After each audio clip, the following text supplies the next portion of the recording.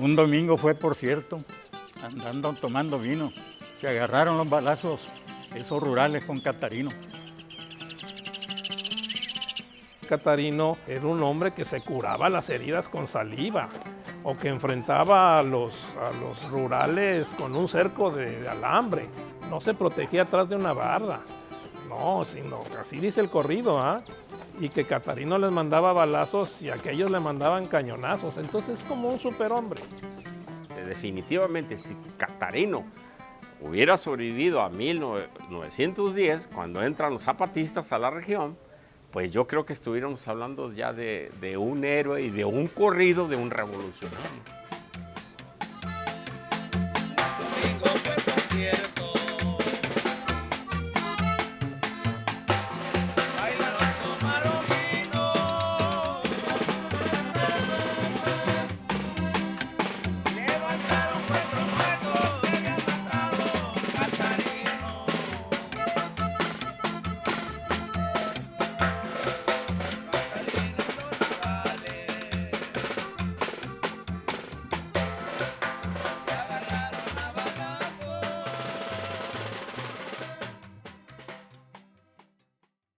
Aquí fue un pueblo donde a muchos años atrás el que no se robaba a una muchacha por las buenas se la robaba a la fuerza. Y ahora, dada la tecnología, la educación, ya no se ve eso. Y vaya que pues está muy penado, ¿eh? Una es lo penado y otra es la educación.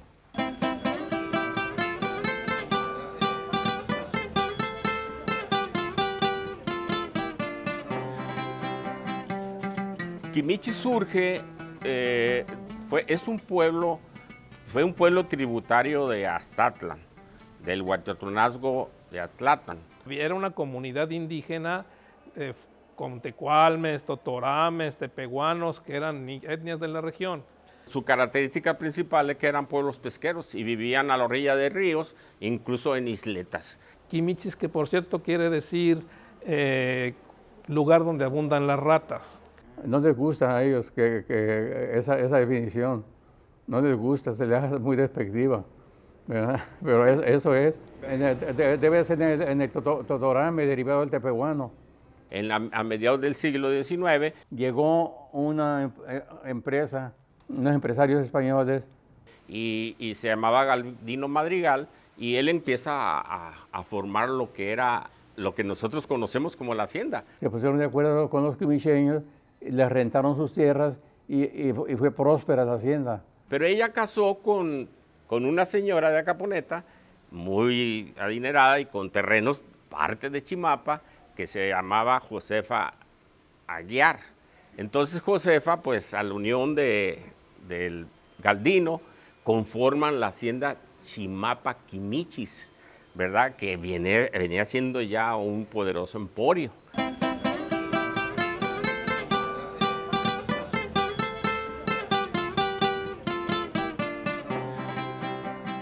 Pues aquí había una serie de haciendas. Esta zona era de mucha hacienda. Una de ellas es la hacienda de Quimichis, de donde sale Catarino González, o la hacienda de Bayona y Niebla, acá al norte, colindando con Sinaloa, la hacienda de San Cayetano, en lo que ahora es la isla del Novillero, la hacienda de Chilapa, que era muy grande acá para Rosa Morada, y había pues esta tierra es increíblemente fértil, ¿no? La hacienda más importante de la región entre 1890, se puede decir hasta el 34, porque es cuando se afectan los latifundios, pues la más importante definitivamente, no en superficie, pero sí en economía, muy poderosa, era la hacienda de Quimichis. Porque te acuerdas, ni siquiera lo tomaban en cuenta. Era Quimichis. Quimichis tenía más de 1000 habitantes en ese tiempo, cuando estaban las haciendas. Y esta parte, que era la prefectura de Acaponeta, incluía lo que hoy es Tecuala, el municipio de Tecuala, incluso el municipio de Rosa Morada. Y los productos que se sembraban, pues era el algodón principalmente. Después el plátano, la caña de azúcar, frijol, maíz y otras.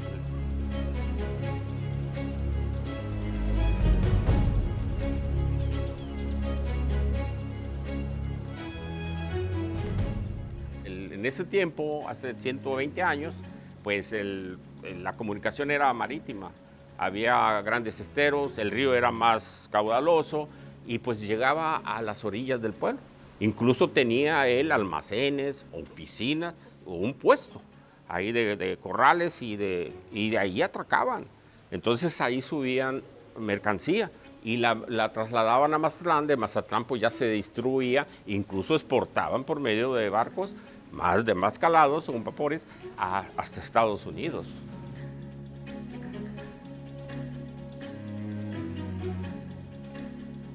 Sin embargo, estos españoles tienen que dejar la hacienda, la venden a otros españoles. Era una compañía que se llamaba Ignacio Madrigal Compañía. Estos españoles lo que hacen es crear pues mandan un oficio, una carta a Porfirio Díaz, donde dicen que eran terrenos abandonados, improductivos, lo cual era totalmente lo contrario. Responde el gobierno de manera favorable a los intereses de estos españoles y empieza un despojo terrible de las tierras, ¿no?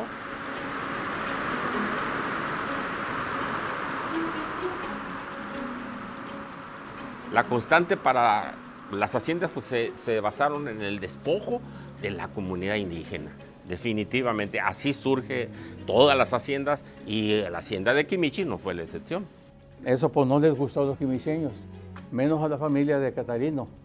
Fueron a reclamar, me decía don Pedro Aguilar, que cuando fueron a reclamar a un hermano de Catarino, un miembro de las fuerzas rurales le echó el caballo encima y que lo dejó muy golpeado y que duró mucho tiempo para recuperarse. Y es cuando Catarino y toda esta gente pues se entran en armas, ¿verdad? Se van de guerrilleros porque pues le están despojando de sus terrenos.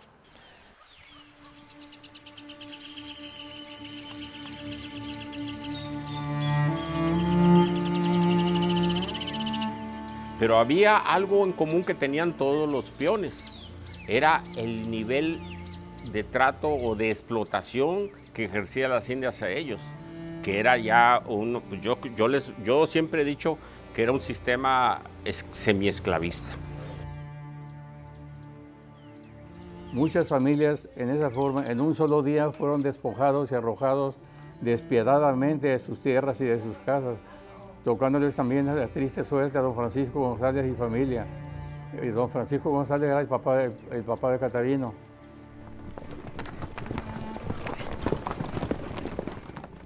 Catarino, por si no saben, tenía un apodo, le decían el Bagre.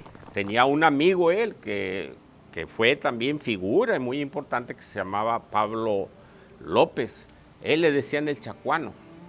No sabemos si Catarino sabía leer y escribir, pero sí tuvo un amigo maestro, que yo me hace suponer que más que sea, escribía mal y leía. Pero la cuestión es de la capacidad. Él era muy inteligente, bastante inteligente.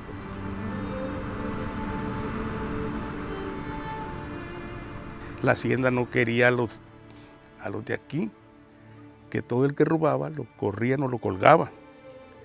Y se fueron desparramando, los corría a la hacienda, para el Naranjal, para el Chorro, para el Mariachi, para allá, para la Lima. Los desparramaban, y a muchos los echaron en corrida a la hacienda.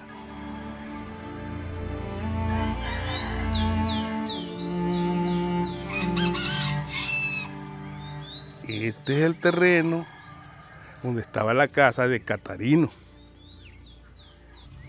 Y este solar se lo fió un presidente a mi papá, con 50 pesos. Ya me decía mi mamá que aquí le platicaban que vivía Catarino. Y ella cuando cayó aquí, pues había unos horcones nomás y una cañada. Y dice, aquí estaba limpio. No había más de un guamúchil gordo ahí, otro allá. Pero estaba limpio. Aquí malva. Y toda la gente, pues, y escarba, y hay dinero. Y yo que no me animo. No.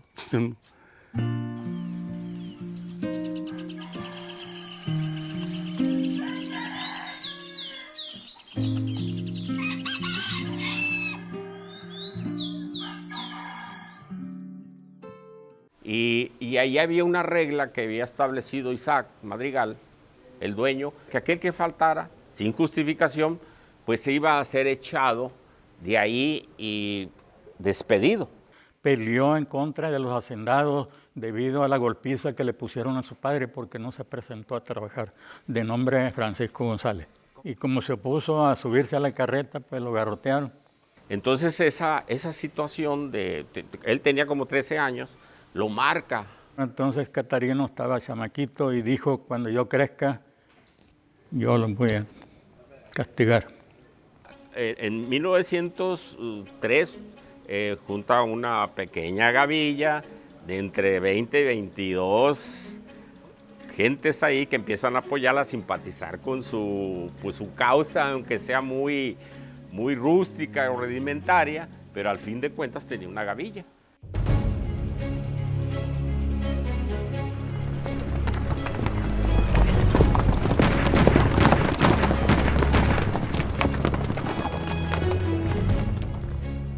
Se convierte pues precisamente en un guerrillero, un bandolero muy, pues muy feroz. La gente le tenía mucho miedo, sobre todo el gobierno, y hubo muchísimos enfrentamientos, ¿no? Siempre salía ganando con los encuentros con los rurales, toda la gente empezó a verlo como un paladín, ¿verdad? Entonces inclusive llegaban a los pueblos diciendo que querían que les dieran información de dónde podían encontrar a Catarino, a nadie les decía nada, porque lo admiraban y lo querían mucho. Nadie en la vida de la hacienda en 50 años se atrevía a levantar la mano en contra de los gringos. Usted sabe que si el padre de uno le anda pegando y llega el abuelo y la abuela se lo quita, pues lo abraza.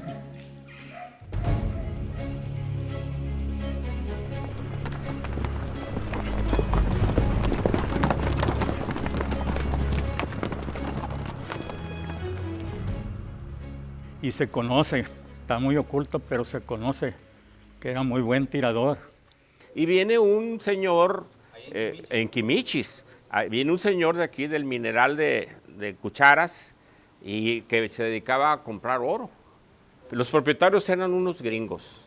El encargado se llamaba Juan A. Bender, pero llegaban gringos también a comprar oro, pues como le decíamos aquí en Greña, puro. Y Catarino se da cuenta de eso.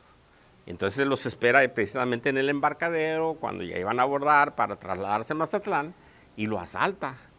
Y de los patios que tenía la hacienda hacia donde estaba ubicado el molino de caña que tenía la hacienda, de allá le pegó un balazo a un gringo. Y le da un balazo en la pierna. Entonces sobrevive, pero ahí dicen que sí se murió. Eso quedó muy oculto, no se sabía mucho porque se lo llevaron. Catarino pone en jaque al gobierno.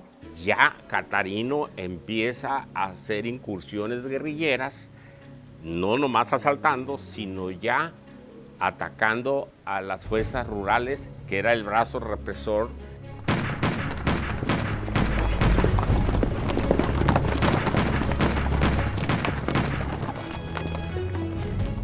Entonces se quejan y presionan al gobierno mexicano de que qué estaba pasando en el norte con las haciendas. Pues ya había minerales dueños de gringos, pero ya empezaban a llegar los norteamericanos a comprar las haciendas. Pues dijeron, ¿sabes qué? Pues vamos a quitar y vamos a mandar a un hombre más rudo, más fuerte, con más presencia militar. El general Mariano Ruiz, que pone precio a la cabeza de Catarino. Te hace una oferta de 10,000 pesos, vivo o muerto sobre Catarino. 10,000 pesos, que era pues 10 millones, vamos a decirla.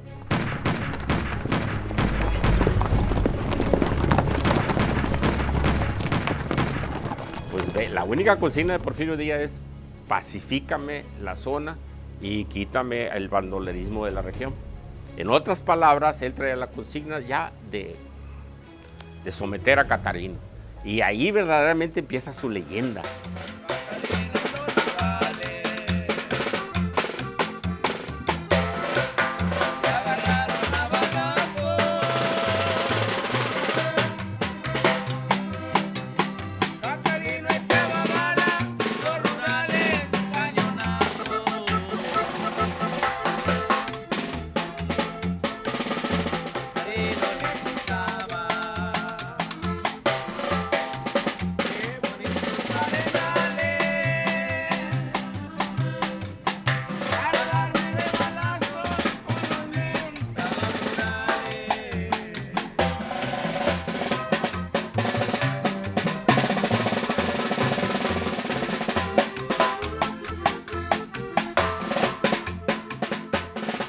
Lo que siempre sucede, ¿verdad? En un baile, por ejemplo, Catarino, supongo yo que todos tomados, hay un pleito enorme y la canción lo menciona, hay un pleito un domingo donde quedan 4 muertos. Y pues todo eso son gotitas que van llenando un vaso que finalmente se derrama, ¿no? En una de tantas batallas hieren a Catarino. Y él los emboscaba, y en esa vez la perdió. De 20 lo diezmaron a 3, que fue en un lugar llamado Laguna de la Cruz, que es la Laguna del Barcino.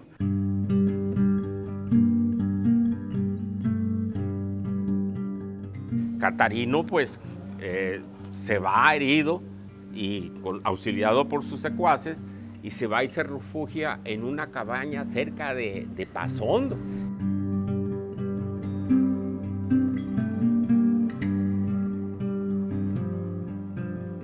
Atendido por sus hermanas, su hermana Carlota y su hermana Fidela. Y pasaron 3 meses, él se estaba reponiendo y de convaleciente de sus heridas, que fueron de gravedad, que también el subprefecto político, también recibe un balazo y estuvo muy grave. Él se llamaba, creo que Enrique Mérida. Y hay un personaje, un arriero amigo de él, que durante este tiempo de guerrillero le surtía armas. Él traficaba con las armas, se las llevaba a Catarino. Cuando Catarino está herido, este mismo personaje le lleva alimentos, le lleva curaciones, medicamentos. Porque lo agarraron con unas mulas cargadas de carbón y le tumbaron todo el carbón y le llevaba alimentos y medicinas. Y luego dedujeron que era para eso. ¿Y a dónde las llevabas? ¿Dónde está Catarino? No, y no. Y si sabes dónde está, sí sé, pero no digo. Por último recurrieron al soborno. Sin embargo, la esposa de este señor, pues le entra la ambición y les da la información. Diga, ustedes denme el dinero y yo lo llevo con Catarino. Pues la historia también un poco distorsionada dice que la señora de Cecilio Romero, que era el que ella lo había denunciado por los 10,000 pesos, pero no fue así. En realidad fue por pues, las torturas y el trato indiscriminado que les hicieron a su familia. Entonces, pues va y les dice dónde están. Lo llevó hasta su casa. Ahí llegaron y entraron y estaba Catarino en un catre. Él se distinguía por una carabina que había comprado en Mazatlán y él pues siempre la tenía a mano. Entonces cuando ya descubre Enrique Mérida que dónde estaba, pues interrumpen y no le dan chance a Catarino ni siquiera tomar el agua, pues lo acribillan y pues lo impactan con 17 tiros, balazos en el cuerpo, pues queda él muerto al instante.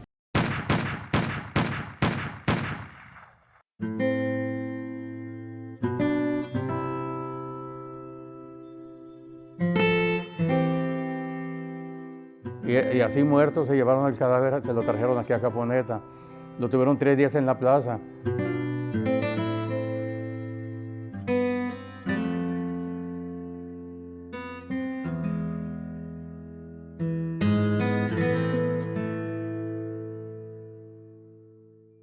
Hacia acá, o sea, atraviesa la plaza para acá y en el banquetón ya de este lado, ahí en el lado poniente, porque la Conferencia de la Cultura es el lado oriente, ¿verdad? El lado poniente, sí. Entonces allí estuvo, 3 días lo tuvieron como escarmiento, para que toda la gente pasara y lo viera. En el territorio no se juega, ¿verdad? Entonces esa fue una acción de don Mariano Ruiz. Me tocó ver finados que mataban y ahí los exhibían. No como Catarino, otro. A mí me tocó ver a Germán López. Cuando lo mataron ahí lo llevaron. Pero si nos hemos topado así como que después salen en otra. Que acá dice cierta y sí sale en otra. Por eso que estamos...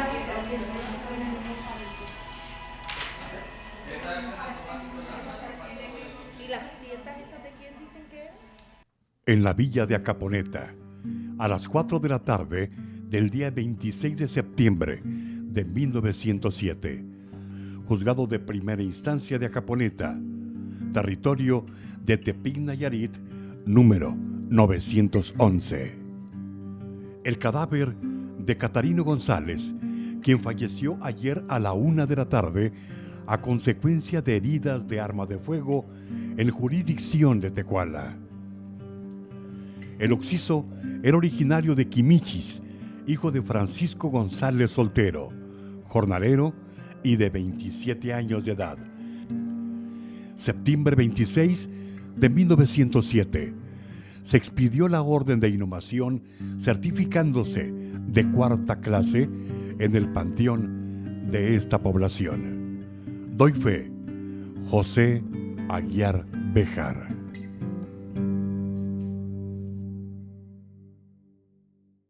Entonces había un maestro Ladileo, no me acuerdo si es Ladislao Contreras o algo así. Entonces él fue el que empieza a interceder. Se da cuenta que está exhibido el cadáver de Catarino, platica con el párroco del lugar, con el sacerdote. Entonces, pues van y le dicen al prefecto político del lugar, le dice, oye, discúlpanos, pero no es de cristianos. Y con la ayuda del maestro, pues recogen, le hablan a don Francisco González, papá de Catarino, y recogen el cadáver. El juez le da la categoría de entierro de 4ª. La primera clase, pues ustedes saben que es la parte primaria del panteón, donde está bonito, donde están los hombres más sobresalientes. La segunda, la clase media. La tercera, pues los pobres, pero la 4ª ya es casi la fosa común. Ahí queda enterrado Catarino. En Acaponeta él se enterró. Y ese es el fin de Catarino. Esto fue ya en 1907 y muere joven.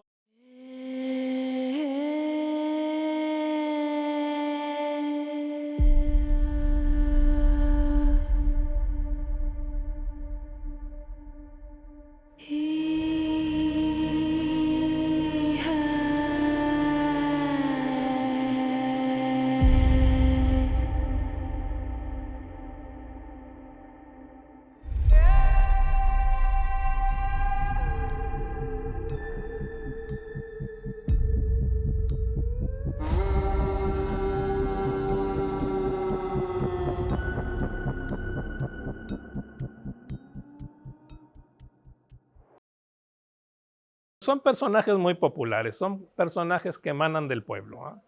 Pues estos personajes se vuelven héroes, ¿verdad? Héroes de su comunidad, porque son arrojados, son aventados, osados, ¿verdad?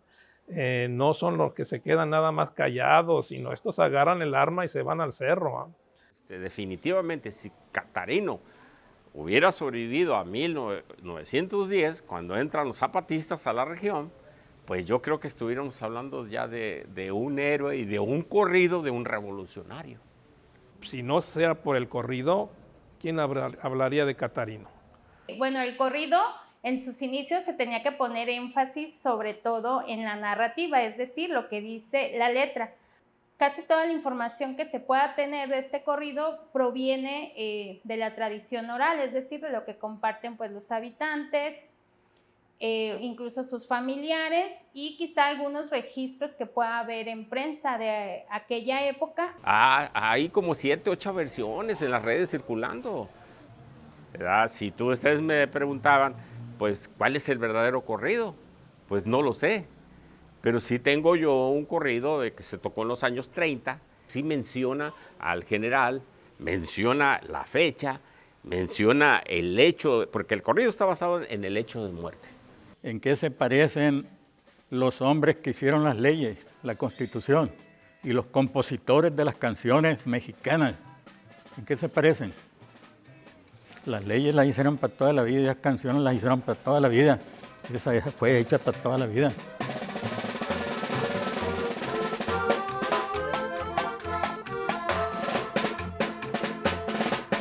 Catarino le gritaba con toda su ropa completa, que al cabo no me hace nada, soy del río de Acaponeta.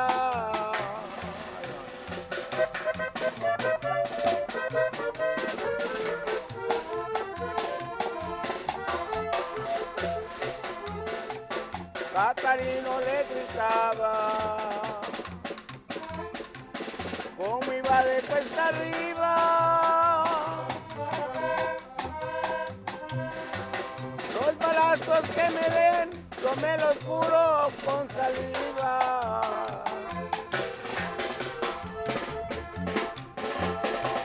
Catarino le gritaba,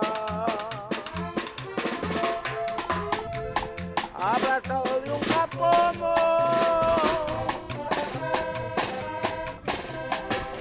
Todavía me sobra parque, son puras balas de plomo.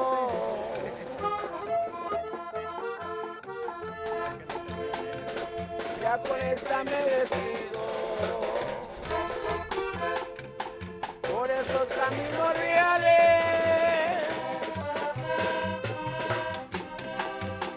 Aquí termina el corrido